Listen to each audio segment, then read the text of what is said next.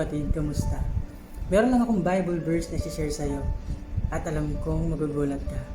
Ito ay magmumula sa Philippians chapter 4 verse 19. At ang nakapaloob dito, God Himself will provide you with everything you need according to His riches and show you His generosity in Christ Jesus. Pasimplehin natin, kapatid. Darating sa oras na magugulat ka na lang at ngingiti at magpapasalamat at ang sasabihin mo, Panginoon, ito ay higit pa na biyaya sa kung anong idinalangin ko. Minsan, nagugulat na lang tayo na may dumadating na biyaya na higit pa sa dinadalangin natin sa Kanya. Unexpected. Mas higit pa sa biyayang gusto mong ma-receive. Ganyan ang Panginoon.